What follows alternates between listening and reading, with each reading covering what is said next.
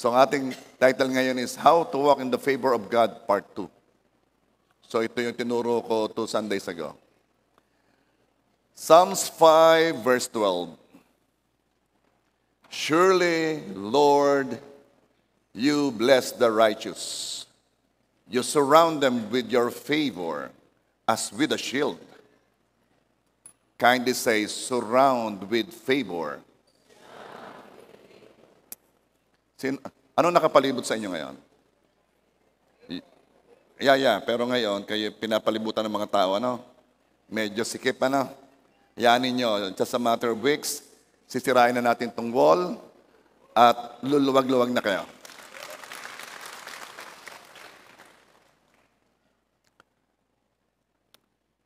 Pinapalibutan tayo ng pabor ng Diyos. Kaya we should always look at ourselves na pinapalibutan ng pabor, araw-araw. Ang pabor hindi lang nasa una, hindi lang nasa tabi, pinapalibutan. Meron sa taas, meron sa ilalim. Pinapalibutan. Amen ba? Pinapalibutan tayo ng pabor, mayat maya, araw-araw, kahit saan, at anumang nangyayari. Yung bang pagkagising mo pa lang, alam mong buong araw kabi-kabilan ang pabor mo?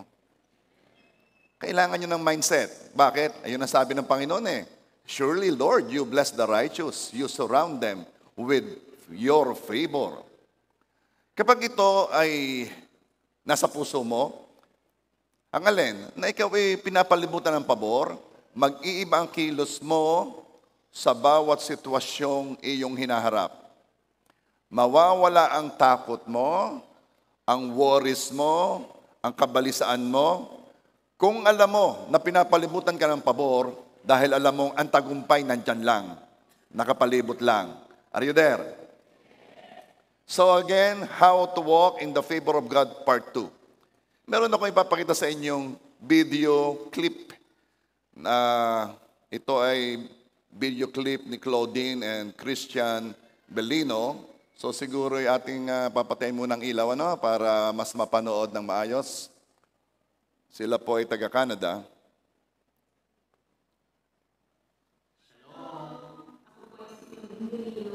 At dito na po ang aking asawa na si Christian Bellino. Kami po ay nakatira dito sa Alberta, Canada.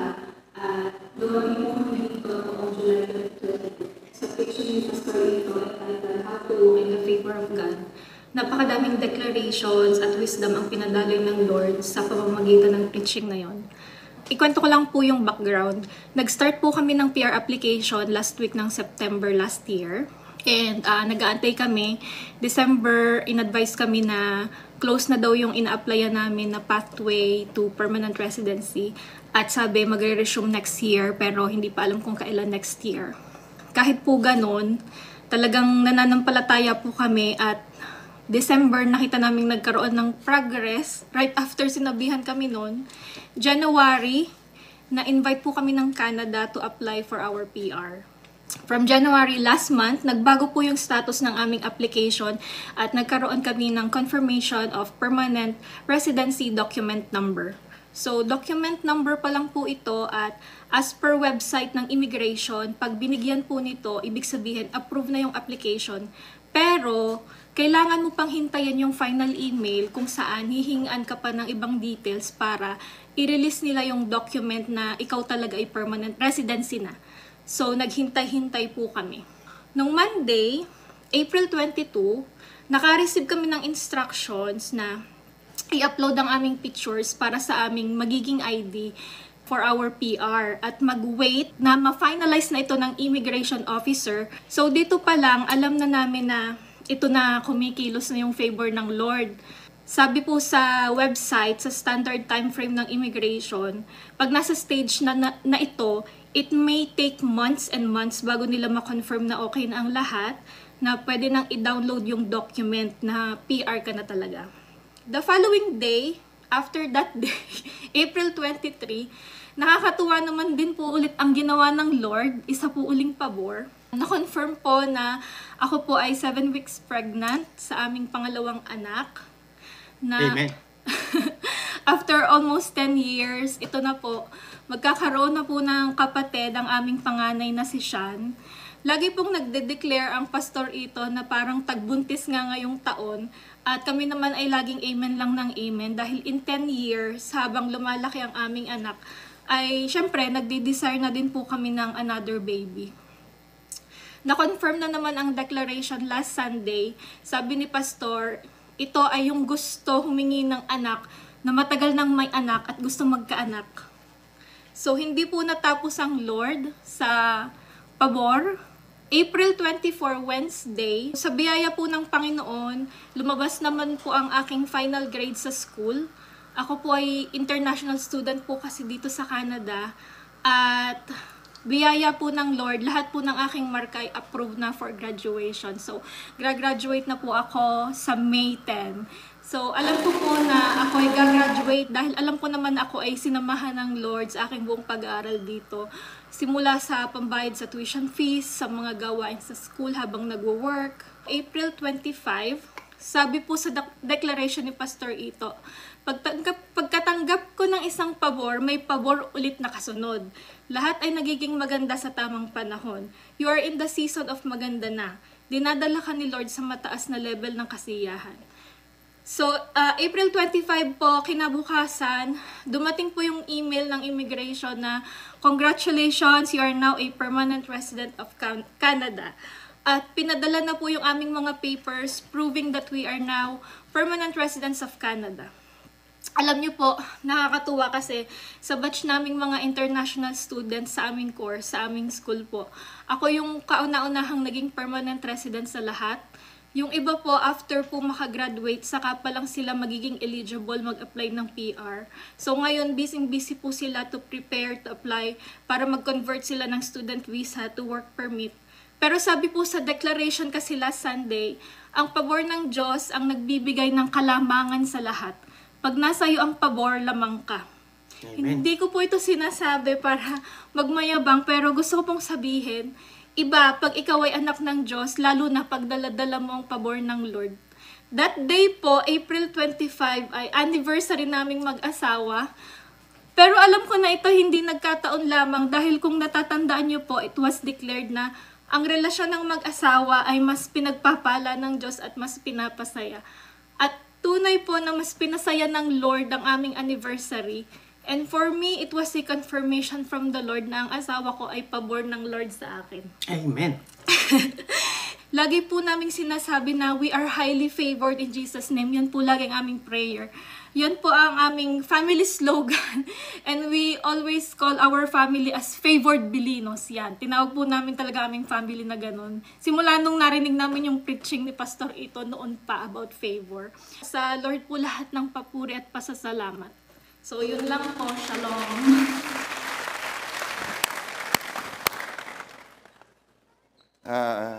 Walang humpay na pabor yan.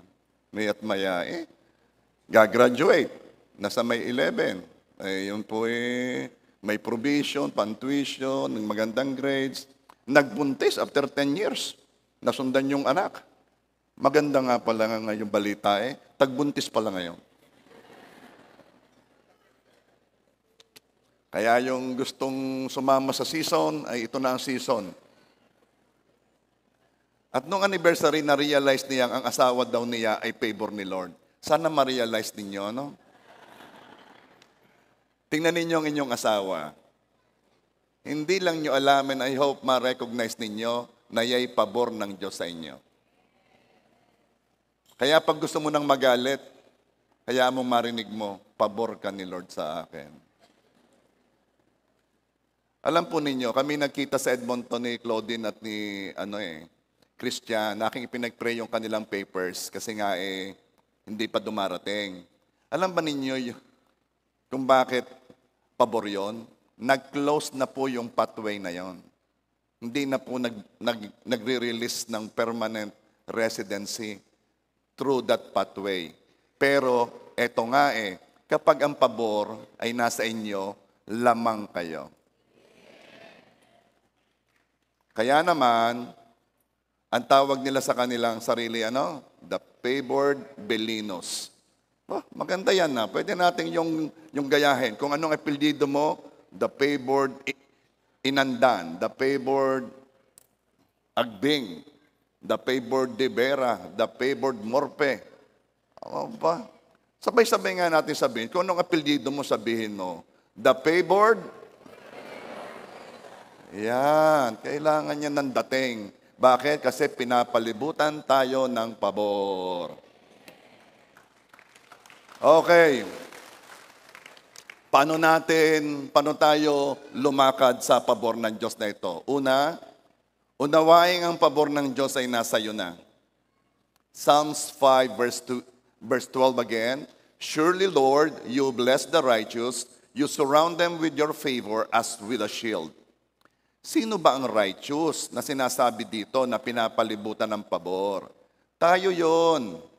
Kasi ginawa tayong righteous ni Jesus nung siya'y namatay sa cross, tumulo ang kanyang dugo, binayaran ng ating mga kasalanan, kinuha ang kasalanan natin, sa kanya ibinigay ang parusa ng kasalanan, at kasabay noon, ibinigay ng Panginoong Hesus ang kanyang righteousness sa atin. There was a divine exchange nung ang Panginoong Hesus ay nasa cross. Yung katuwiran o righteousness niya, binigay niya sa nananampalataya sa kanya at kinuha niyang kasalanan. Kaya tayo yung righteous na yon. Amen ba? Now, ang hindi naman alam ng iba, dalawa ang righteousness. Ang isa, yung positional righteousness. Ikaw ay nasa tayong matuwid. Bukod pa yung behavior. Dahil ikaw ay matuwid, kumikilos ka ayon sa kung sino ka.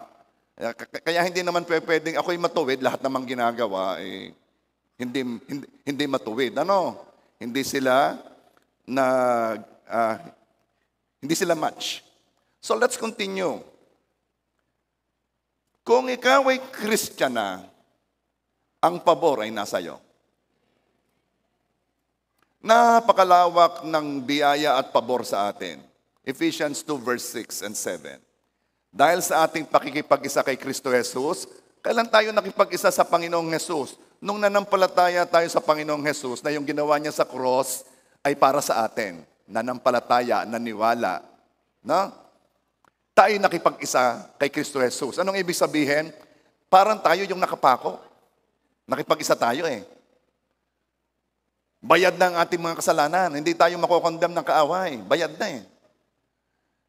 Dahil sa ating pakikipag-isa kay Kristo Jesus, tayo'y muling binuhay na kasama niya upang mamunong kasama niya sa kalangitan. What a great promise. Kayo ng mga matuwid, kayo na nanampalataya sa Panginoong Jesus, pagkatapos ng buhay na ito, hayaan mo ikaw ay maging tapat sa Panginoon mo at may nakahanda sa iyong tayo o posisyon. Ano yon? Ikaw ay mamumuno kasama ng Panginoong Jesus. Ituloy natin. Verse 7. Ginawa niya ito upang sa darating na mga panahon ay maipakita niya ang hindi masukat. Wow. Hindi masukat. Hindi masukat. Ang hindi masukat na kasaganaan ng kanyang kagandahang loob. Alam mo, pag may nagpakita sa iyo ng kabutihan, minsan ay nasusukat mo eh. Parang ang pagsukat mo, alam mo, mas mabuti siya kaysa sa kanya. Nasusukat mo pa somehow eh, ano? Pero ito ang pangako ng Diyos sa mga nanampalataya sa Kanya. Na sa darating na panahon, sa walang hanggan, ipapakita ng Diyos ang hindi masukat na kasaganaan ng Kanyang kabutihan o kagandahang loob o ng Kanyang pabor o ng Kanyang biyaya. Sa kabutihan niya sa atin sa pamamagitan ni Kristo Jesus. Alam mo ba, na sa tindi ng pabor na yan, na tinanggap mo simula nung tinanggap mo ang Panginoong Jesus, abot hanggang sa walang hanggan ang biyayang yan, ang pagpapalang yan, ruling together with Jesus sa langit. Ako mamuno sa barangay, malaking karangalan na eh. Pero mamumuno kasama ng Panginoong Yesus, hindi ko yan hindi ko yan makomprehend as of now. At kailangan ang eternity o walang hanggan para makita lang natin ang hindi masukat na pabor o biyaya na inihanda ng Diyos. Ito hindi alam ng iba eh. Ang kagandahan o kabutihan ng Diyos para sa atin ay hindi lamang pagdating sa langit. Iyon ay continuation lamang ng pabor na tinanggap na natin ngayon. Let's start with that favor. Nung iniligtas tayo ng Diyos dahil sa pabor o sa biyaya. Ephesians 2 verse 8. Sapagkat dahil sa kagandahang loob, basta may nakita kayo diyang kagandahang loob, yun ay biyaya o yun ay pabor. Dahil sa kagandahang loob ng Diyos, kayo'y naligtas sa pamamagitan ng pananampalataya. Ito'y kaloob ng Diyos at hindi mula sa inyong sarili. Biyaya ang kumilos kaya tayo naligtas. Kaya yung awit kanina di ba? Sukdulang biyaya. Wala. Bakit sukdulan? Walang nakaisip na gagawin nyo ng isang Diyos At simula ng maligtas, heto na, pinalibutan na tayo ng pabor. Ang pabor ay hindi lamang pagpunta sa langit. Ang pabor ay ang ating kalayaan, ang pag-iingat o protection ng Diyos, ang ating healing, ang provision, marami yan, nakapalibot yan sa atin. And we will talk about that favor that surrounds us. So pinag-uusapan natin ngayon how to walk in the favor of God. Ang sunod, dahil alam mo na ikaw ay favored, dahil ikaw ay matuwid. Ang sunod, tanggapin ang pabor ng Diyos sa pamamagitan ng pananampalataya. Pinagpala tayo ng Diyos galing sa hindi masukat na kasaganaan ng kanyang kabutihan. Ano naman ang role natin? Ang role natin ay panampalatayanan ito upang matanggap natin. Magandang pakinggan na pinagpala tayo sa hindi masukat na kasaganaan. Ang gandang pakinggan that we are surrounded with favor. Pero, yun po ba'y basta na lang mangyayari? Wala na akong gagawin? Meron. Katulad ng pagtanggap mo ng kaligtasan, sa biyaya, ikaw ay naligtas sa pananampalataya. Ganon din ang pagtanggap sa lahat pang kasama ng kasaganaan. Lahat na pabor, ganon din. Ang role mo, panampalatayanan, ang favor that surrounds you, panampalatayanan, ikaw ay napapalibutan ng pabor upang matanggap mo ito. Now, saan naman natin kukuhanin ang faith para makatanggap tayo? Where are we going to get the faith to receive the favor? Romans 10:17. Faith cometh by hearing, and hearing by the word of God. Unang dapat gawin upang matanggap ang pabor ay malamang nasa atin ang pabor dahil palibot man tayo ng pabor, kung hindi natin ito alam, wala tayong pananampalatayanan. Basic. Kailangan malaman natin. Dahil kung hindi mo alam, anong pananampalatayanan mo? So ang una, kailangan makarinig ka ng salita. So nalalaman nating palibot tayo ng pabor ng Diyos habang naririnig natin ang salita ng Diyos tungkol dito. 2 Peter 1 verse 2. Grace and peace be multiplied to you in the knowledge of God and of Jesus our Lord. Ang biyaya at ang kapayapaan ay dumami sa iyo. Sa ano? Sa kaalaman tungkol sa Diyos at kay Jesus. Habang dumadami ang alam mo tungkol kay Jesus at tungkol sa Diyos, dumarami rin ang biyaya at kapayapaan sa iyo. Habang naririnig mo lagi ang salita, naniniwala tayo at nagsisimulang tanggapin sa puso ang sinasabi ng kanyang salita. Dito dumarating ang faith. Again, nasabi ko sa inyo, kailangan ng faith para matanggap mo ang pabor na nakapalibot sa iyo. Paano dumarating ang faith? Kailangan marinig mo at marinig mo. Katulad ng ano? Okay.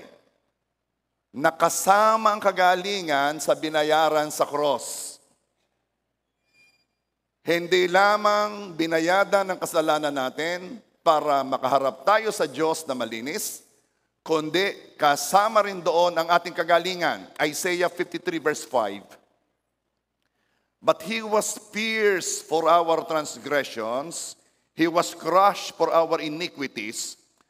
The punishment that brought us peace was on Him, and by His wounds we are healed. Alam ninyo, nakasulat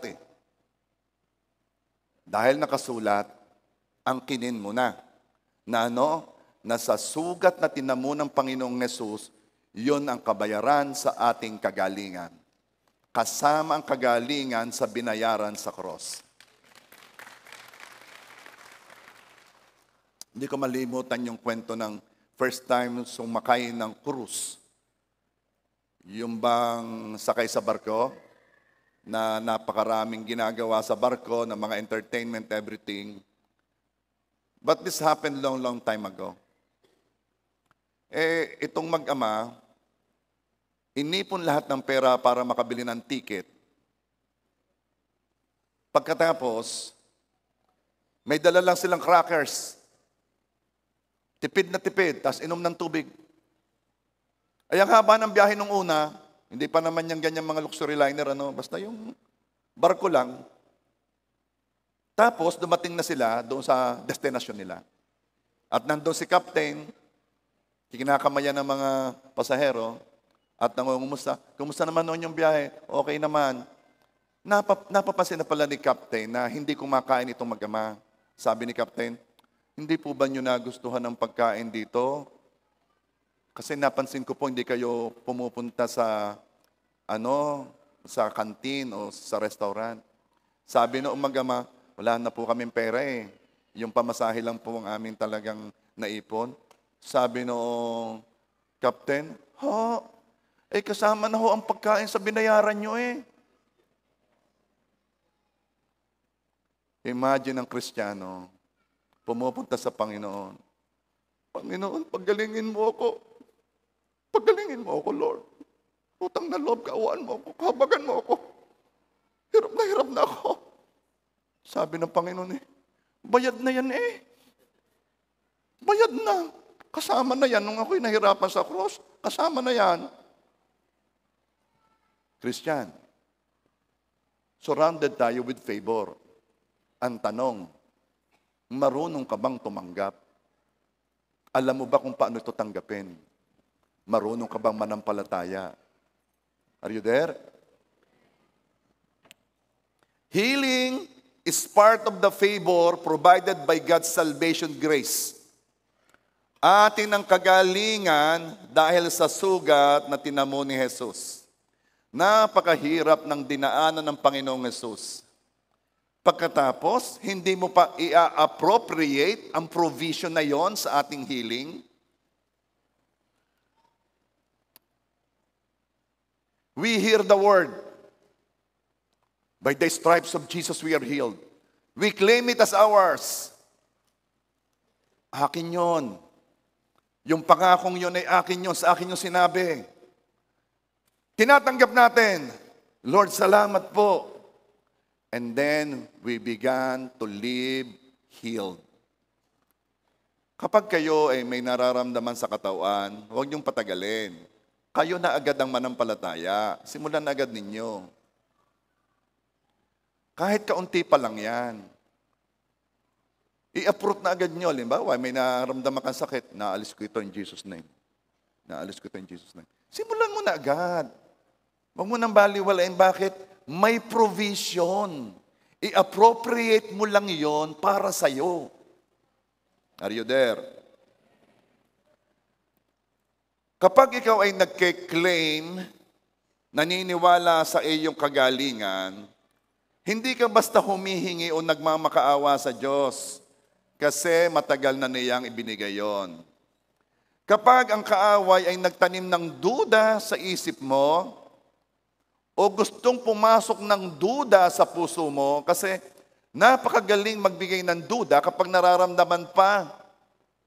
Naniniwala kang ang healed, ay nararamdaman mo pa, so hindi ka maniwalang healed ka na, nagkakaroon ka ng duda. Remember this. May karapatan ka sa kagalingan kasi bayad na yon. Hindi ka basta gumaling. Binayaran yon. Kaya pag ikaw ay nagke-claim ng healing, iisipin mo, ito'y talagang akin, bayad na to.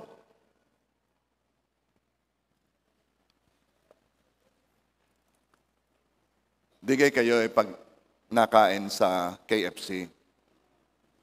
Digay nagbabayad muna bago makuha ang chicken. Tama ka? Sino dito hindi nagbabayad? Hindi ka nagbabayad muna, ano? Isipin mo, noong binigay sa iyo ang chicken, ayaw mong kainin. Dahil ang sabi mo, ito kaya para sa akin. Ito kayang chicken na to, na nasa mesa ko, karapat dapat ba ako sa chicken? Am I righteous enough to eat the chicken? Ako ba'y wala bang pipigil sa akin pag ito'y kinain ko? Di ba ako mapapahiya? Alam mo ang ginagawa mo? Nakakatawa, anak. Siguro mapapatingin ang mga tao sa iyo. Taga saan, are? Bakit? Ay, hindi ko malaman ang pinagsasabi. Alam mo ba na yun ang ginagawa mo? Kapag hindi mo kinukuha ang healing na matagal ng bayad. I-claim mo yon, kuhanin mo yon, kainin mo yon, dahil iyo yon.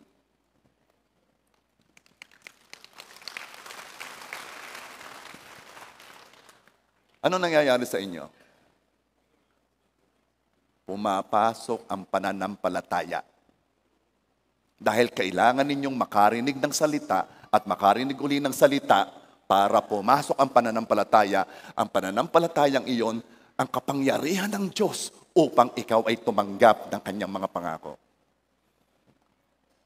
Kaya pagkatapos ninyong marinig ito, pakinggan uli ninyo mamayang alauna, tapos na yun ni Pastor Bon sa YouTube, pakinggan mo uli na ang kagalingan mo'y bayad na. At mamaya ay meron diyang uusbong na pananampalataya na kanina'y wala.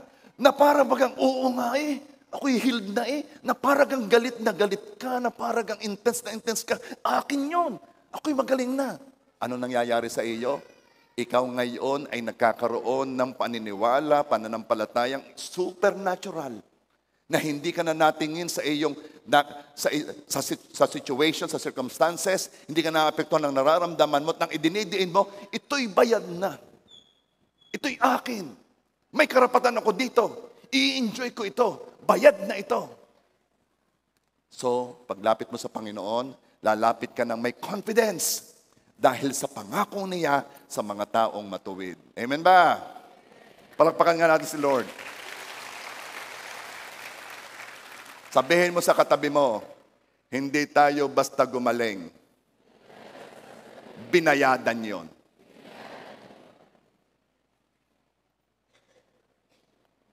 Isa pa. Anong sabi ko sa inyo? Para makalakad tayo sa pabor ng Diyos. Tanggapin natin ang pabor ng Diyos sa pamamagitan ng pananampalataya. Alam ba ninyo na hindi lamang kagalingan ang bahagi ng pabor na ibinigay ng Diyos noon tayo ay iniligtas? Ano pa? Kasamang prosperity sa binayadan sa cross. Kasamang prosperity. Okay, let me define prosperity ha. Prosperity is the state of lacking nothing, yung wala kang pangangailangan. Pareho ka lang ng mga multi-millionaire kapag ikay walang kailangan. Are you there? 2 Corinthians 8 verse 9, for you know the grace of our Lord Jesus Christ, that though He was rich, sino naniniwala ng Panginoong Hesus ay mayaman? Siyempre, ay nasa kalangitan may-ari ng langit at lupa pinaglilingkuran ng mga anghel Pero kahit siya'y mayaman, though He was rich, yet for your sake, He became poor, so that you, through His poverty, might become rich. Tagalog. Sapagkat alam natin na sa biyaya ng Panginoong Hesus, na kahit siya'y mayaman, pero alang-alang sa iyo, for your sake, sa kapakanan mo, siya'y naging mahirap, para sa pamamagitan ng kahirapan niya, ikaw ay maging mayaman. Okay. Si Jesus nung dumating sa lupa ay mahirap. Sino sa inyo dito ang pinanganak sa pakainan ng baka? Nung una, hindi ko alam masabsaban eh. Hindi ko alam eh. Yung palang sabsaban, yung palang pinaglalagyan ng dayami para makakain ng mga hayop. Eh, hindi naman tayo masyadong... Okay, sino dito ang pinanganak sa pinatutulugan sa aso? Parang ganun eh. Doon hindi magkapareho. Kahit ikaw ay pinanganak sa banig, sino ang sa banig? Huwag nang tatas ng kamay. Marami yun eh. Di ka noon ay pag nanganganak ay natawag lang ng hilot. Ano? Yan ay sa bahay laang. Kaya ang sabi, sa kapinanganak sa banig, lamang ka pa. Lamang ka pa kay Jesus kasi si Jesus ay pinanganak sa lugar na kung saan nakatira ang mga baka at pinanganak doon sa lagayan ng dayami sa sabsaban. Noong dumating si Jesus, siya'y mahirap.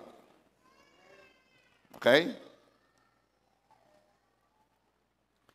Bakit, pastor? Kasi may purpose yun. Intentional yun. Oo. Dahil ang kahirapan niya, ang ibinayad niya para guminhawa tayo. May purpose yun. Pwede namang sabihin ng Diyos na, okay, magkakatawan tao ang aking bugtong na anak, pero gusto ko sa palasyo siya manganak. Kasi anak ko yan. Pwede namang sabihin pero hindi. Alam ng Diyos na may purpose yung panganganak sa sabsaban. Na kahit na siya'y mayaman, iniwan niya yon at siya'y dumating na mahirap. Bakit? Kasi tayo ang iniisip. For your sake. Siya'y naging mahirap for your sake, para sa kapakanan mo. Isinama niya sa bayad, hindi lamang ang kagalingan, pati ang kahirapan. And again, kapag ikaw ay nanampalataya sa pabor sa finances, tanggapin mo ito kasi ito'y bayad na. Prosperity is part of the favor provided by God's salvation grace. Alam ninyo, kapag ito'y narinig mong salita, again papasok ang pananampalataya.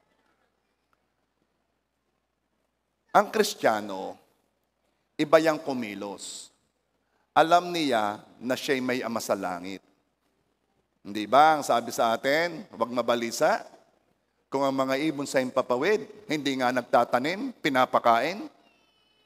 Kung ang mga liryo sa parang, walang kaganda ng damit, hindi mo may iparis ang damit ni Solomon sa damit ng mga liryo sa parang, kung sila nga pinapakain, dinadamitan. Yun ay pag naririnig ko, parang poetry. Pero alam mo ba kung bakit ang pinili ng Panginoong Hesus na paghahambingan ay mga ibon sa himpapawid at mga liryo sa parang? Alam mo ba kung bakit yun ang inisip na paghahambingan? Sobrang layo eh. At ang sabi niya, kayo pa ba naman ang hindi ibigay ang inyong pangangailangan ay sapagkat kayo'y mahal ng Diyos, kayo'y anak ng Diyos? Bakit yun ang sinabi? Kasi kung tayo'y mag-isip ay para tayong ibon sa himpapawid at para tayong damo. Akala mo kung kumilos at mag-isip ay walang ama. Now, kung ang Panginoong Yesus ay dumating dito na mahirap at ang sabi ng verse ay for our sake, anong gagawin mo ngayon? Mag-iiba ngayon. Hindi ka na ngayon magwo-worry. Ano kung kaugnayan niyang pagwo-worry sa kailangan ko ng pera eh? Ano naman ang kaugnayan niyang ako hindi nagwo-worry? Okay. Anong kwenta na may pera ka na ikaw naman ay worried, balisa? Anong ibig kong sabihin? Ang prosperity, lacking nothing. Ay, daig ka pa. Noong mangingisda. Alam mo ba yung istorya noon? Okay.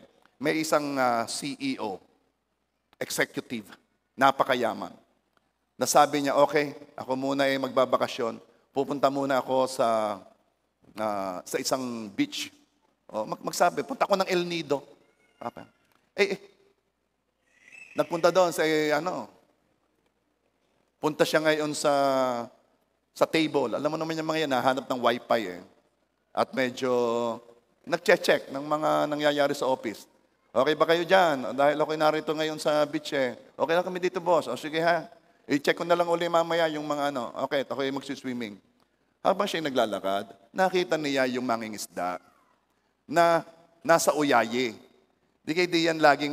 Lagi diyang may dalawang puno ng niyog. Punta kayo sa beach, laging may dalawang puno ng niyog. Ang purpose doon, lagayan ng uyaye. Okay. At nag-uuyaye yung mangingisda. Napakamot ng ulo sa executive. Sabi, alam mo, tuturuan kita. Tuturuan kita. Gusto mo yumaman? Nakatingin lang yung mangingisda. Bakit? Kasi, kung pahiga-higa ka dyan, walang mangyayari sa iyo. Itong gawin mo. Kaya mangisda, yung mahuhuli mo, huwag mong kakainin lahat. Ibenta mo yung iba. Mag-ipon ka lang. Pag may sapat ka ng ipon, i-down mo sa bangka. Hindi ka narerenta. Bumili ka ng bangka, i-down mo yon, tapos rentahan mo na lang yung bangka, doon sa nahuhuli mo, sipagan mo lang. Bakit? Para mamaya iyo na yung bangka. Bakit? Para pag may iyo ka ng bangka, gawin mo uli yon, yung isang bangka, iparenta mo sa iba, at magsimula ka uli sa isang pang bangka. Bakit? Para dalawa na ang bangka mo, marami kang mahuli. Bakit? Para ikaw'y makabili mamaya ng isa pang bangka, mamaya meron ko ng fleet of bangka. Bakit? Para marami ka ng pera. Bakit? Para ikaw katulad ko, makapagbakasyon, makapagpahinga. Sabi ng mga isda, sala ka pala eh. Ako ngayon nagpapahinga, nagbabakasyon dito. Wala akong problema. Ikaw ang may problema eh. Alam ninyo, kung anong prosperity, lacking nothing. Yung hanggang meron ka ng lahat na pangangailangan mo, it's there. Now, pag ikaw ay worried, hindi ka prosperous. Ang pera, isa lamang aspeto ng prosperity. Pero kung lagi kang alala, lagi kang worried, hindi ka prosperous. Anong kwentang buhay yan? Na pagkagising mo'y balisa ka, pagkagising mo'y worried ka, mainit ang ulo mo, kukulubot na ang noo mo. Ano naman? Ay, ako'y doon na sa mangingisda. Bakit? Ay, kita mo kinag-uuyaye din eh. Walang problema, ayos na ayos. Bibigyan mo pa ako ng problema. Okay. Sabihin mo sa katabi mo, ikaw ay anak ng Diyos. Sabihin mo. Hindi ka ibon sa himpapawid. Hindi ka liryo sa parang. Ito'y medyo mahaba-haba. Kung ang ibon sa himpapawid at ang liryo sa parang ay pinapakain at dinadamitan, ikaw pa ba naman? High five, high five. Abutin ng pera, abutin ng pera.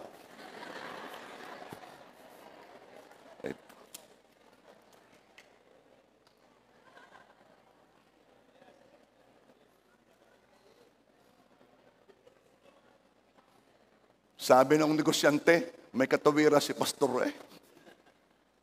Oo nga eh. Maganda eh. Kapag nakita ninyo yung mga youth diyang, mga nakaupo, pagkasabi ko, sarap na ng mga batang are. Paupo-upo lang doon. Kaya. Tapos may dumating na nagpapalimos, ako yung nakatingin eh. Nagpunta sa kanila lahat yung nagpapalimos. Ako naman, nasa pastor, umaano na naman ang aking kaya naman na naman yun eh, pagkalakas-lakas ng katawan niya ang mga bata eh. Tinitingnan ko eh, bigayan ng mga bata. At tingnan mo yung mga batang yun, nakakapagbigay pa eh, doon sa nagpapalimos siya, tingnan mo. Tapos sasabihin mo sa mga yan, mag-aral ka, magtrabaho ka. Bakit? Teka, mali yata ang take. Pag-uwi sa bahay, inay, bakit? Anong sinasabi mo? Okay, tuloy natin. Kasama ang tagumpay sa kasalanan sa binayaran sa cross. Di ba pag ako nangungumusta sa inyo, may sinasabi ko sa kahuli-hulihan, ano sinasabi nyo? Pabanal ng pabanal. Amen? Gusto kong baguhin na yung sunod-sunod eh. Sisimulan ko sa, kumusta kayo? Pabanal ng pabanal. Yun natin gagawin number 1. Ayos ba? Yun na rin ang number 2. Kumusta kayo? Pabanal ng pabanal, pabanal ng pabanal, pabanal ng pabanal, pabanal ng pabanal. Okay. Romans 6 verse 10 hanggang 12. The death He died to sin once for all. But the life He lives to God. Gusto niyo malaman ang sikreto para makapamuhay ng banal? Gusto niyo sikreto para yumaman? Bakit mas malakas ang amen doon? Ulit. Gusto niyo malaman ang sikreto para makapamuhay ng banal? Okay. The death He died to sin once and for all. But the life He lives to God. Kung gusto mo na makapamuhay ng banal, ang buhay mo ngayon, ipamuhay mo para sa Diyos. Let me continue. Verse 11. In the same way, count yourselves dead to sin, but alive to God in Christ Jesus. Verse 12, therefore, do not let sin reign in your mortal body, so that you obey its evil desires. Again, paano magtagumpay sa kasalanan? The life we live for God. Yun lang yan. Victory over sin is part of the favor provided by God's salvation grace. Tanggapin ang pabor ng Diyos na victory over sin sa pamamagitan ng pamumuhay para sa Diyos. Bakit hindi ka nagbibisyo? Kasi ang buhay na pinamumuhay ko ngayon ay para na sa Diyos. Bakit hindi mo minumura ang asawa mo? Kasi ang buhay na pinamumuhay ko ngayon ay para sa Diyos. Hindi ko makita ang buhay na minumura ang asawa at sasabihin buhay na pinamumuhay sa Diyos. Bakit hindi ka na nag-iinom? Alam ganin niyo kung bakit pinipreach ko? Dahil ako'y nananampalataya, natitigil kayo. Hindi niyo ko ma-intimidate. Pastor.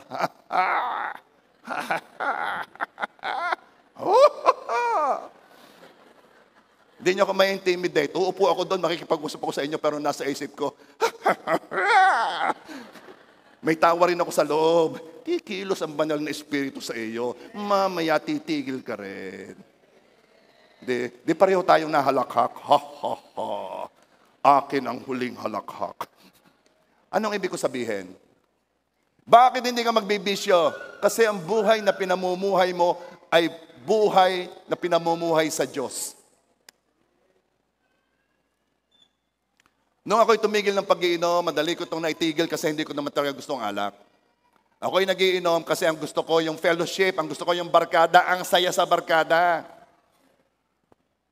Ang saya pag nagkukwentuhan diyan, pag nasa kalahati, pagka lumalim na, ay bugnutan na yan.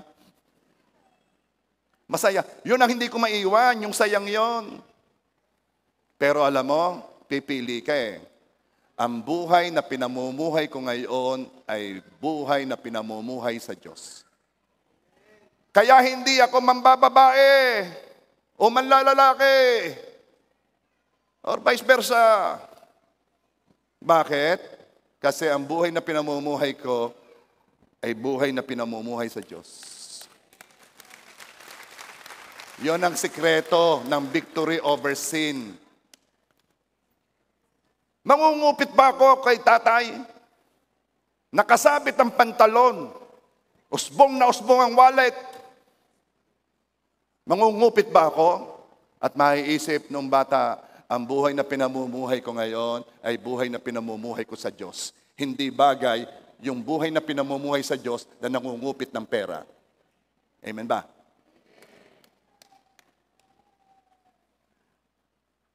Pumalakpak ang nangungupit.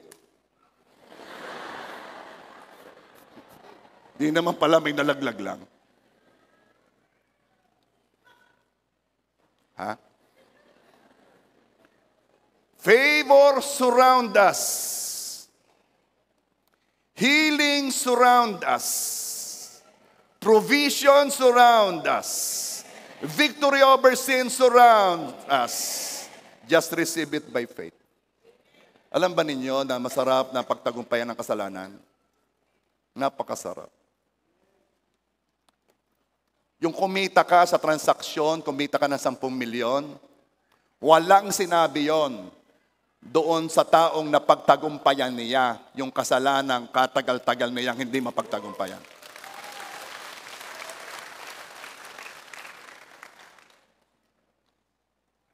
Sabihin mo sa katabi mo, mapapagtagumpayan mo yon. Anong sabi? Banal na ako. Ikaw yan, ikaw yan. Okay, minsan matagal nang naghihintay ng pabor sa Diyos. Paano kung Diyos ang naghihintay na matanggap natin? Anong ibig ko sabihin? Binigay na nga niya sa cross 2,000 years ago Tayo naman, Lord, give me favor, give me favor. Let me be like the Belino family, the favored Belinos. I want to be like them too, give me favor. Paano ka sabi ni Lord, ay ako nga ang naghihintay sa iyo Ginawa na ng Diyos sa cross ang lahat para tayo mapagpala habang nabubuhay sa mundo. May provision na para mabuhay ng healthy, prosperous, victorious over sin, mamuhay ng with peace of mind, with joy in our heart, mabuhay ng delivered from the works of the enemy, at iba pang mabubuting bagay, may provision na si Lord. Let me read to you 2 Peter 1 verse 3. As His divine power has given to us all things that pertain to life and godliness. Yung kanyang banal na kapangyarihan ay nagbigay na sa atin ng lahat ng bagay patungkol sa buhay at sa pamumuhay ng makadiyos. Ibinigay na sa atin lahat yan. Papaano? Through the knowledge of Him who called us by glory. Sa pamamagitan ng kaalaman natin tungkol sa Diyos, sa pamamagitan ng pagkilala natin sa Diyos, the more na nakikilala mo ang Diyos, the more na natatanggap mo yung kapangyarihan na tanggapin ang mga bagay na magagandang ibinigay ng Diyos sa iyo. Okay, punta tayo sa number 3. 3 lang to. Ganyan ako pag may donut. Release your faith for God's favor. Kanina, unawain mo na ang pabor ay nasa iyo na. Pangalawa naman, matatanggap mo ang pabor sa pananampalataya at ang pananampalataya ay nakukuha sa pakikinig at pakikinig ng salita. At patatlo, release your faith for God's favor. Tumanggap ka ng kakaibang paniniwala, lampas sa pangkaraniwang paniniwala, ang tawag ay pananampalataya. Excited ang spirito mo dahil sa salita. Alam mong iyo yun. Pangako ng Diyos, excited ka, naging rema, naging buhay ang salita. Ngayon, kailangang mairaos mo, mairelease mo, mailabas mo ang pananampalataya mo sa pabor ng Diyos. Paano yan? Again, sabihin mo, napapalibutan ako ng pabor. At narinig mo na ang pabor na kasama sa benepisyo ng cross, narinig mo yung iba't iba, healing, ganyan. At dahil nalaman mo na yon, sa kanyang salita, pinapanampalatayanan mo yung mga yon. Romans 5 verse 2. Through whom we have gained access by faith into His grace. Nagkaroon tayo ng access sa kanyang biyaya sa pamamagitan ng pananampalataya. Okay. What should be our attitude? Lord, bigyan mo ako ng pangako sa iyong salita. Ako'y a-attend ngayon. Yaamong ako'y makatanggap ng pangako. Bigyan mo ako ng pangako sa iyong salita at tatanggapin ko yon. Paniniwalaan ko yon. Aangkinin ko yon. Pangahawakan ko yon. Kikilusan ko yon. Hanggang sa matanggap ko yon. That should be our attitude. Uulitin ko ha. Lord, bigyan mo ako ng pangako. Give me your promise. Let me know it. Bigyan mo ako ng pangako ayon sa iyong salita. At tatanggapin ko yun. Paniniwalaan ko yun. Aangkinin ko yon kasi pangako mo sa akin yon. At kahit anong mangyari, panghahawakan ko yon. Kikilusan ko yon. Hanggang sa matanggap ko. Maraming pangako sa salita na pwedeng panghawakan. Na nagpapatotoo, nagpapatibay, nag-a-affirm na ikaw ay pinapalibutan ng pabor ng Diyos. Hayaan mong matanim ito sa puso ng malalim. Paano i-release ang faith? Una, release your faith by declaration. By declaring the word. Psalms 5:12. Surely, Lord, you bless the righteous. You surround them with your favor as with a shield. Basahin nga natin sabay-sabay because we are going to release our faith by declaring the promises of God. 1, 2, 3, go. Surely, Lord.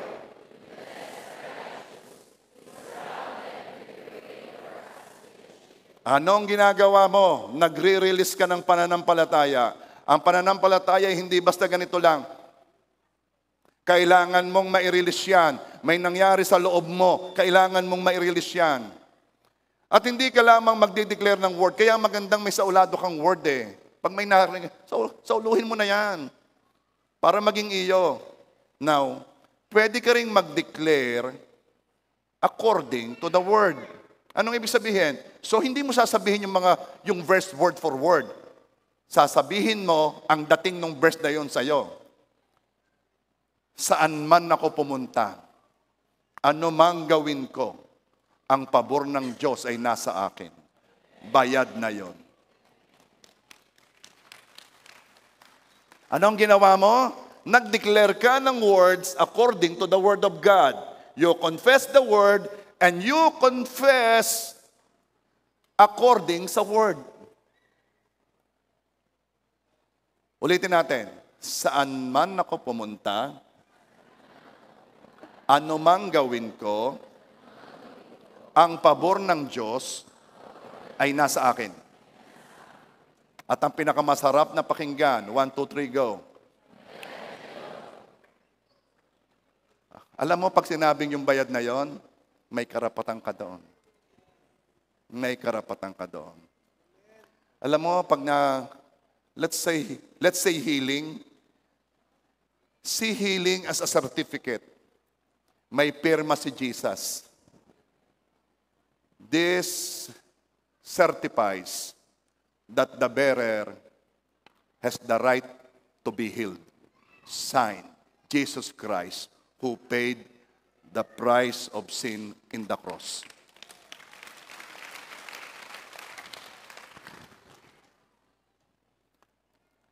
Declare the word. Hanap ulit tayo. Word na nagsasabi na pinapalibutan tayo ng pabor. 2 Chronicles 16, verse 9. For the eyes of the Lord run to and fro throughout the whole earth to show Himself strong on behalf of those whose heart is loyal to Him. Sabay-sabay nating basahin. 1, 2, 3, go.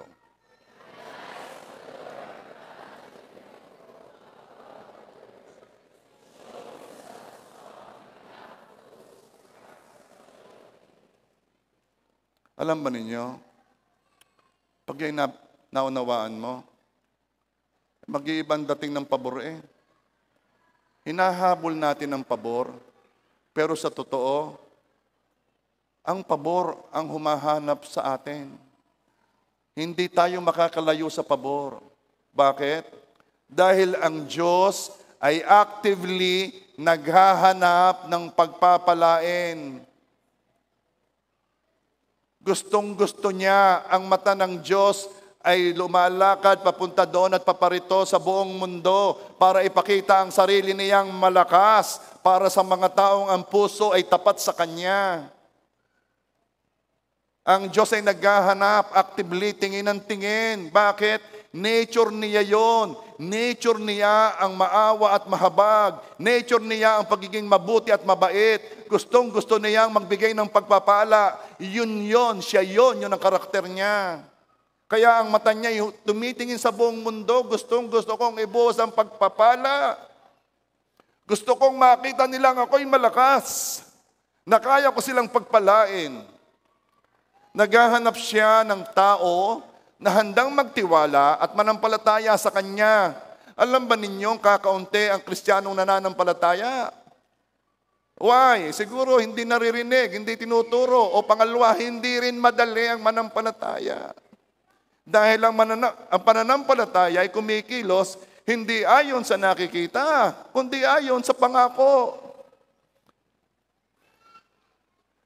May nagkwento nga noong 2 Sundays ago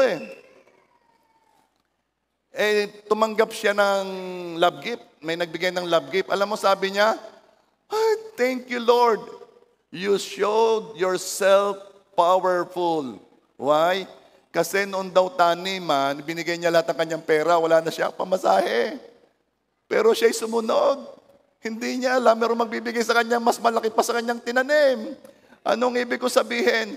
Gustong ang Diyos ay naghahanap talaga ng mga Kristiyanong anak niya na marunong manampalataya kasi hindi madali ang manampalataya.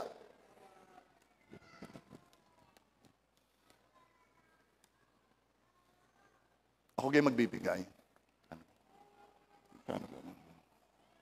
May nangyari di kayo naputol. Sa kagagayan. Kasi hindi madaling manampalataya. Kaya tinuturo Now, confess according to the word. Lord, nandito ako, nagtitiwala sa iyo. Alam ko na ipapakita mo ang kalakasan mo sa buhay ko. May narinig kang word, magsalita ka according to that word. Di ba naghahanap siya ng pagpapalain? Sinong hinahanap niya? Mga taong handang tumanggap ng pabor sa kanya. Mga taong may pusong tapat, loyal sa kanya. Sasabihin mo, Lord, nandito ako. I might not be perfect, pero I want to be. Gusto kong maging tapat sa iyo. Kung hindi pa ako tapat, gusto kong maging tapat sa iyo. At kita ni Lord ang ating puso. Lord, nandito ako. Alam ko na ipapakita mo ang kalakasan mo sa buhay ko. Lord, sige Lord, ipakita mo ang kalakasan mo sa buhay ko. Kumikilos ka ayon sa iyong narinig na salita. So alam na ninyo ngayon kung paano pananampalataya. Ano? Hindi yan basta. Ay, maalaman Sige. Huwag kang tamad. Pag may narinig kang pangako, isulat mo, sauluhin mo, and then paikot-ikutin mo sa iyo at sabihin mo sa iyong salita. Are you there? Wala ka po, pastor, yung basta na lamang. Hanggang, sige, basta ibigay mo. Ay di maghanap ka ng word na pwede mo sabihin, basta ibigay mo. Are you there? Okay. Declare the word. At another. Psalms 84 verse 11. The Lord God is our sun and our shield. He gives us grace and glory. The Lord will withhold no good things from those who do what is right. Sa Tagalog, hindi ipagkakait ng Diyos ang anumang mabuting bagay sa mga taong gumagawa ng tama. Sabihin mo sa katabi mo, yun pala yun. Dapat gumawa ka ng tama.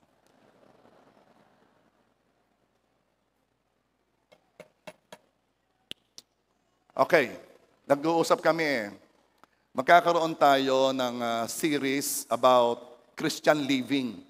After siguro ng Sunday service, after lunch, pupunta sa third floor, kayong mga seryoso sa pamumuhay ng matuwid, alam ba ninyo na makakatulong kung lagi kayong makakarinig ng salita? Kapag yung lagi ang inyong naririnig, yun ang papasok sa puso, mamaya yun ang inyong behavior. Kaya kayo ini-encourage ko. Ito ay schedule. Inaayos ito ni na Pastor Eric. I-schedule sa inyo. Series yan. Pagkatapos ng Sunday service, mamayang tanghali, after lunch, punta sa third floor at magtuturo ako doon ng series about Christian living, about holiness. Amen ba? Bakit? Di naman pwede talaga ang Kristiyanong hindi namumuhay ng maayos. Baka naman nakala ninyo, yayain at ako na matuwid na at binayada na ng Panginoong Yesus ng kasalanan ko. Oo nga. Pero bumubunga yan. Kailangan palabsin natin ang bunga. Are you there? Ewan ko ha. Nung ako'y lumalapit sa Panginoon, tuwang-tuwa ako kapag ang topic ay holiness. Gustong gusto ko. Sapagkat kung ikaw ay anak ng Diyos, listen to me, gusto mong maging ayos sa Kanya. Gusto mong itama ang buhay mo sa Kanya. Gusto mong mamuhay para sa Diyos. At wag mong sabihin, hindi na ho kaya, kilala ko sarili ko, I failed. May sasabihin ako sa iyo. Kung ikaw ay nailigtas ng Diyos sa kaparusahan ng kasalanan, ibig sabihin impyerno. Ibig mo sabihin, hindi ka kayang iligtas ng Diyos sa tanikala ng kasalanan? Hindi yun, nakatanikala na ho ako dito eh. Hindi na ako makalaya. Minamahina mo ang Diyos. Ito ang aking iahamon sa iyo. Pakinggan mo ng pakinggan ang salita patungkol sa kabanalan. Mamaya, mag-i-enjoy ka dito, gugustuhin mong makamukha ng Panginoong Yesus.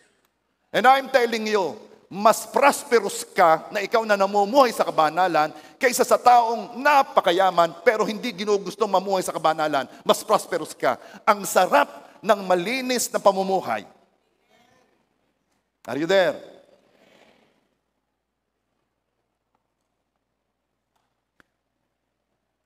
Thank you, Lord, dahil ako'y binibiyayaan mo, wala kang ipinagkakait na mabuting bagay sa akin, habang ako'y nabubuhay ng kalugod-lugod sa iyo.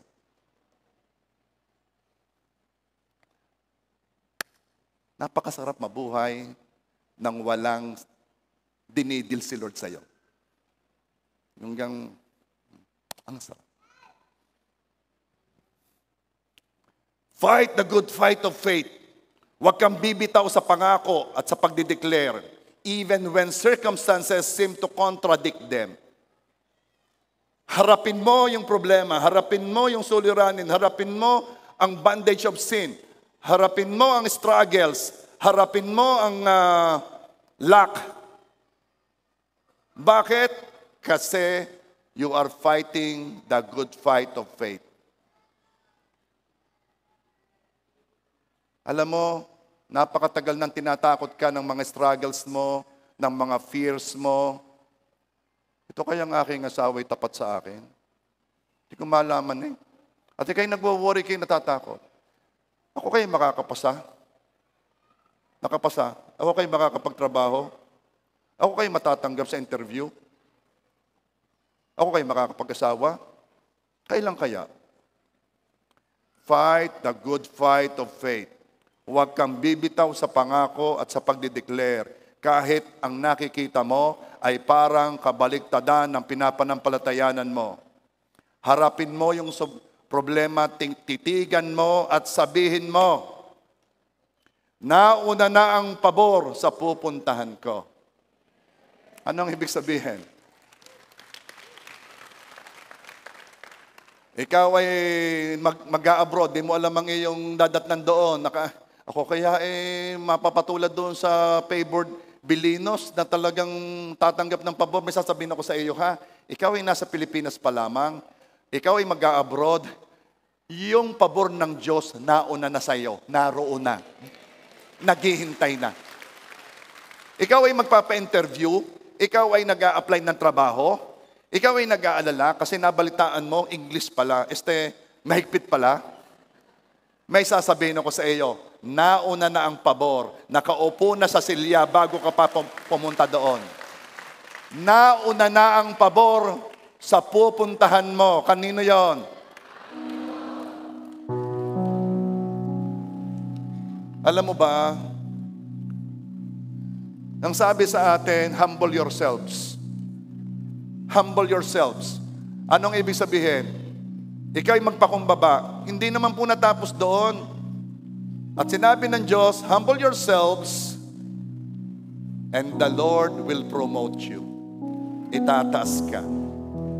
Sabihin mo, dahil sa pabor ng Diyos, ako'y lamang. Okay. Dahil sa pabor ng Diyos, maaaring mas mahusay ka, maaaring mas magaling ka, maaaring nauna ka, mas marami kang kaibigan, may connection ka, pero dahil sa pabor ng Diyos, lamang ako.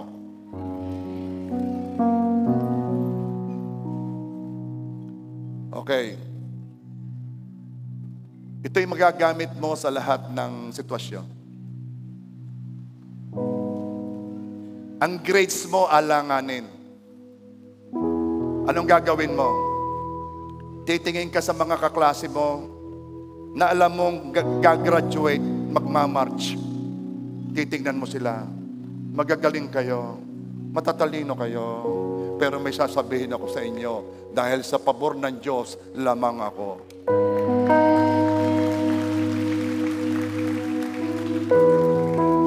Lalaki ka, may nililigawan ka, narinig mo, merong isang gustong dumiskarte. Mas pogi sa'yo. Mas pogi na sa'yo, mas gwapo pa. Ano sasabihin mo? Maaaring mas pogi ka, pero lamang ako sa'yo dahil sa pabor ng Diyos.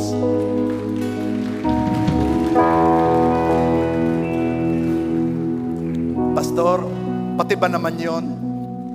Ipagpe-pray mo kasi. Hindi naman ako kuha sa basta declare, no? Pagpe-pray mo, siyempre, kung ano ang kalooban ng Diyos. Okay. Ang pabor, ang nagdadagdag ng timbang sa'yo para mas matimbang ka. Na kahit yung kausap mo, yung customer mo, yung ina-applyan mo, ay walang magawa. At ang kanyang nararamdaman, hindi ko alam. Mas mababa ang bid noong isa, pero gusto kong sa iyo bigay ang kontrata. Hindi ko alam eh. There is something in you. Sige, iyo na, ikaw nang kukunin ko, kahit mas mahal ka. Ano ang tawag doon? Ang pabor ng Diyos ang nagpapalamang sa iyo.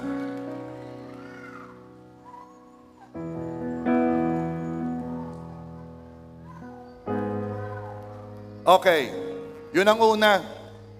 You release your faith by confessing and declaring the word. Anong padalwa? By doing what the word says. Bakit ko pinapahawakan sa inyo ang parte ng katawan na may sakit? Hindi nyo napapansin, lagi ko yung pinapagawa. Because I know something in my heart. Na ano? I am obeying the word of God. To release the faith, kailangang gawin mo kung anong pinapagawa ng salita. Alam mo ba ang sabi ng Mark 16 verse 18? They will place their hands on sick people and they will be healed. They will lay their hands on sick people and they will be healed. Okay. Malimit ang iniisip doon, papatungan mo ng kamay ang may sakit, sila'y gagaling. Eh, pwede namang ang patungan mo ng kamay, ay ikaw pag ikaw ang may nararamdaman. Dahil ikaw yung sick people. So, sasabihin ko, patungan ninyo ng kamay yung parte ng katawan yung may nararamdaman ng sakit at ginagawa naman ninyo. Alam niyo ang ginagawa ninyo? Nagre-release tayo ng faith. Nagre-release tayo ng pananampalataya. Kailangang mai-release ang faith. Are you there? Now, wag mo namang basta sasabihin nang nanggagaya ka lang. Kailangan, buhay sa'yo yon, rema sa'yo yon, na ang patungan ng kamay mo ay gagaling. Alam mo gang may nakarinig na nito, na siya'y magtitinda ng baka. Nung ibebenta na niya ang kanyang baka, ay paragang nanghina, nagtamlayin. Alam naman ninyo sa mga nag-aalaga ng baka, pag ibebenta ang baka at nagtamlayin, ay magaling kung bilhin. Kung bilhin, mura yan. Alam mo ang ginawa? Pinatungan niya ng kamay ang baka. Lord, ang sabi mo, lahat na patungan ng kamay ko'y gagaling. Ay, alam ko naman sabi mo sa mga tao yon, pero ako'y nananampalataya, ito'y may sakit din eh. Papatungan ko rin ang kamay, gagaling. Aba, kinabukasan daw ay bumangon eh. Gumaling nga.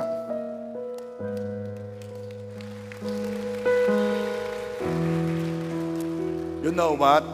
Pag may nakita ka sa salita ng Diyos na pinapagawa sa iyo, gawin mo para ma-release ang iyong faith. Are you there? Paano pa?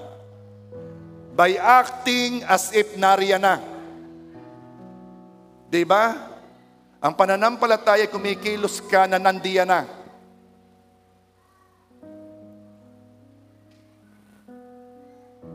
Ikaw'y maniwalang tinanggap mo at yon ay mapapasayo. Ito lagi ko sinasabi, yung gustong magkaroon ng sasakyan, mag-aral, mag-drive. Wala ka pang sasakyan, kumuha ka na ng lisensya. Pagkatapos, bakit nakilos ka na nandyan na? I-release mo ang pananampalataya mo sa maliliit na bagay. Bumili ka ng keychain. Ilan na ang sumunod noon, ipinapakita pa sa akin sa messenger ang keychain. Bay, maya-maya nga'y meron nang ipinapabless na sasakyan eh. Anong tawag ko doon? Pananampalatayang lumalaban. Sinong gusto mag-travel? Bili ng maleta.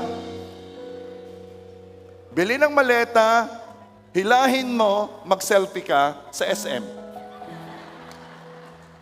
At ang sabihin mo, on the way.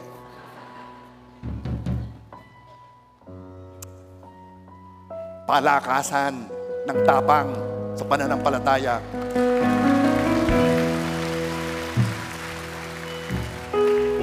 Nasaan ka si Jolie, Mer? Yang si Jolie, bumili ng pagkamahal-mahal na helmet, nananampalataya sa big bike. Ang pinapanampalataya ng big bike, tig si 700 yata eh. Alam mo ang sunod nilang bibilhin? Leather jacket. Silang mag-asawa, nag-uusap na. Ngayon lang kayo makakakita, may leather jacket na, may helmet na, wala pang motor. Nire-release ang pananampalataya. Bakit nila ginagawa yun? Okay.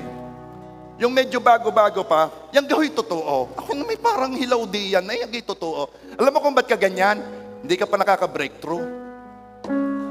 Anong hindi ka nakaka-breakthrough? Hindi pa nangyayari sa'yo. Ay kapag ikay katulad ni Jolie na nakatanggap ng van na hindi naman siyang nagbayad at nadadala niya. Kapag katulad ka ni Jolie na nakatanggap ng biyayang maipa-repair ang bahay niya na may nagbigay sa kanya. Kapag katulad ka ni Jolie na nakatanggap ng US visa kahit hindi naman wala namang masabing totoong mano doon sa console. Kung katulad ka ni Jolie nakapunta sa Amerika, nakabili ng ticket nang walang pera, ikaw ay maniniwala ng magkakamotor.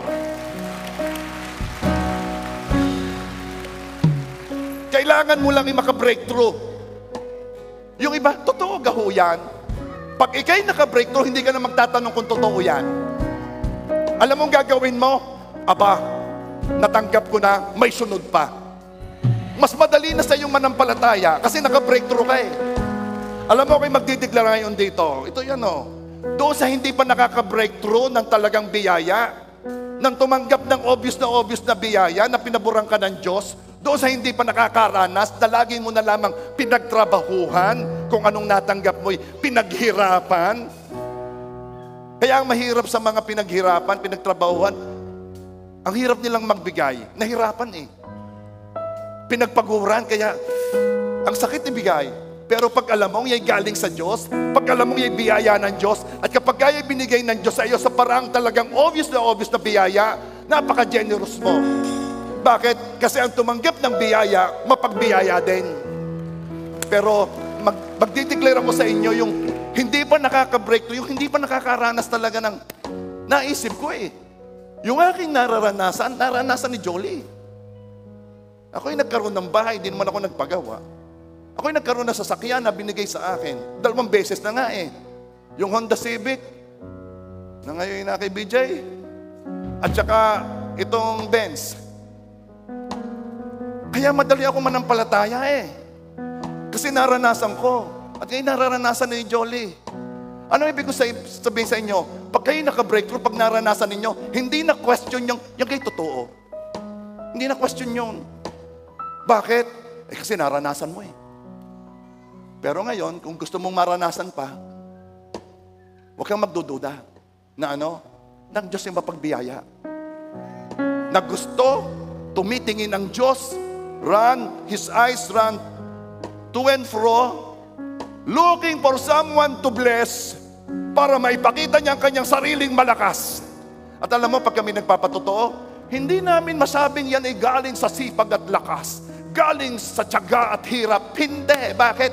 Kasi ang sinasabi natin, galing sa lakas ng Diyos, galing sa biyaya ng Diyos. Sinong gustong maka-breakthrough? Isang malaking biyaya. Woo! Excited ako dito. Kayong nasa online, sumabay kayo. Isang malaking biyaya, breakthrough. Sa kalakihan, matagal na, ipagpapatotoo mo pa. I declare. Sabayan din ninyo ng pagsasabi, I declare, isang malaking biyaya.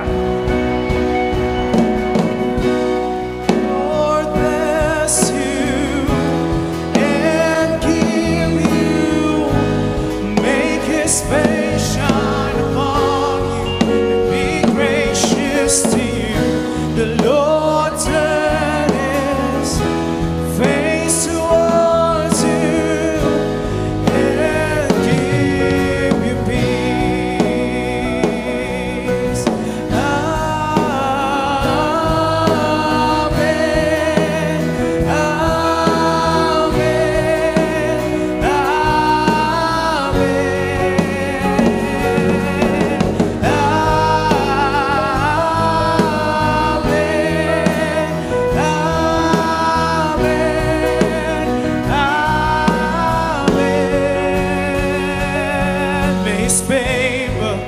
Upon you in 1,000 generations, in your family, and your children, and the children, and the children. May His favor be upon you in 1,000 generations, in your family, and your children, and the children, and the children. May His favor be upon you in 1,000 generations, in your family, and your children, and the children, and the children. May His favor be upon you, and 1,000 Come on, church, let's all stand up. generations, in your family. Let's declare blessing.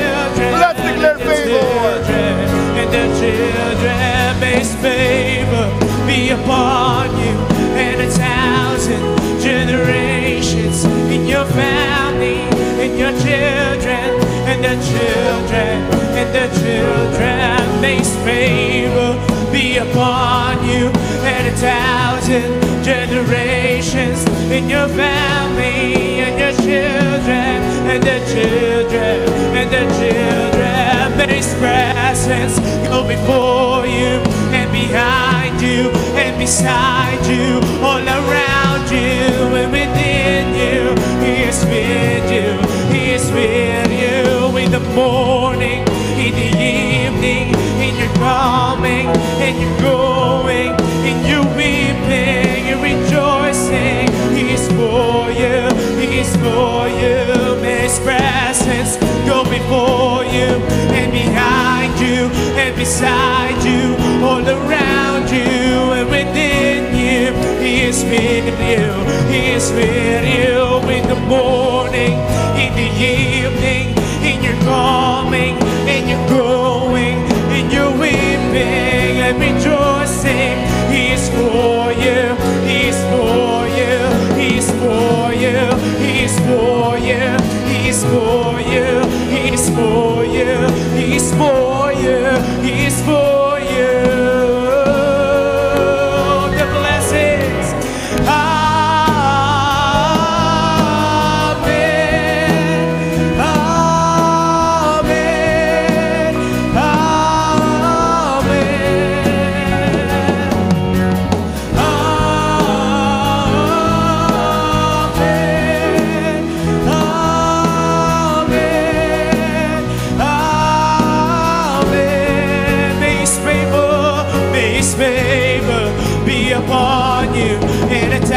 1,000 generations, in your family, in your children, and the children, and the children. May His favor be upon you, and 1,000 generations, in your family, in your children, and your children, and your children. May His favor be upon you, and 1,000 generations, in your family, in your children, and the children, and the children. May His favor be upon you, and 1,000 generations, in your family, in your children, and the children, the children. Ang pabor ng Diyos ay generational. Pag yan nagsimula sa iyo, dadalo yan sa anak mo, dadalo yan sa apo mo. Ngayong araw na ito, ang na-release na word ay one big breakthrough. Pastor, bakit isa lang? Oo nga't malaki ba't isa lang? Kasi ang purpose noon ay buksan lamang ang pintuan para makapasok na sa iyo ang sunod-sunod na pabor. Mas madaling tanggapin na ang pabor kapag nakaranas ka na. At sasabihin mo, nangyayari nga pala yon. Ang pabor ay healing. Yan si Oriel. Yan ay nag-message sa akin, Pastor, tumanggap ako ng healing. Pwede ko pang sabihin, Oriel, kung saan? Asan ka, Oriel? Taas na kamay. Pwede ko sabihin kung saan healing. Siya'y may almoranas. Natuwi siyang pupunta sa toilet ay lagi na lamang may dugo. Ang tagal na. Sabi niya, hindi ako pwedeng magpulis pag ganito. Isang araw. Sabihin mo, isang araw. Nawala ang almoranas.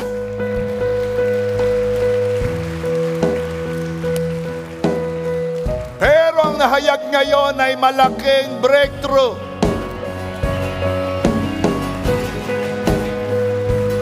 It could be healing. Ang sabi ko sa laki, ito'y ipagpapatotoo mo kahit matagal na pinag-uusapan pa. Uulitin ko, kahit matagal na pinag-uusapan pa, sa laki ng breakthrough, kanino yon? Kanino yon? Akin yun! Kanino yon? Akin yun!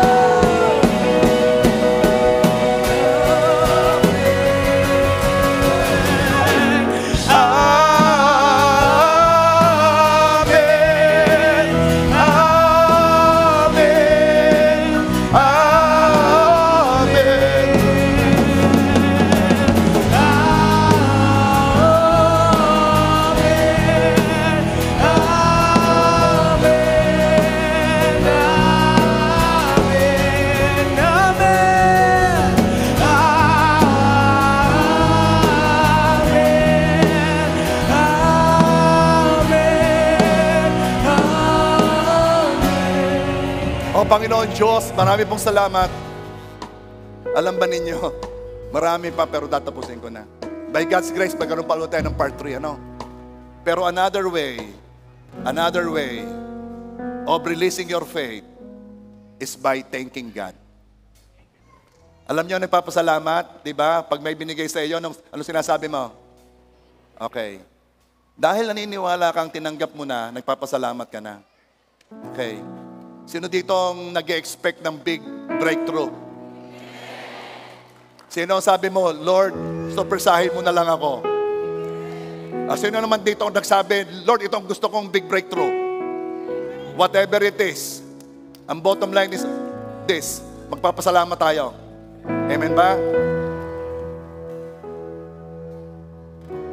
Sabay-sabay.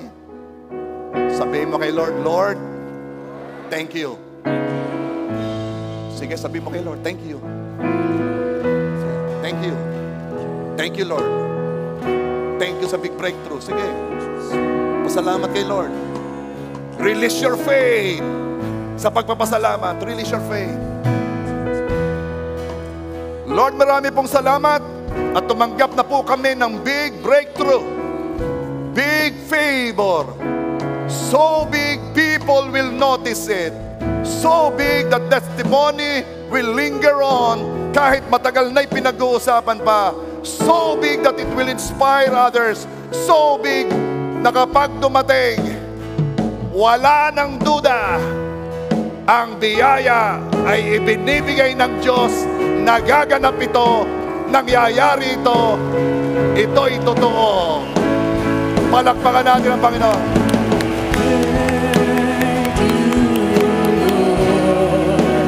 I just wanna thank you, Thank you. Lord. I just wanna thank you, Lord. Okay. Salamat, Lord. This we pray in Jesus' name.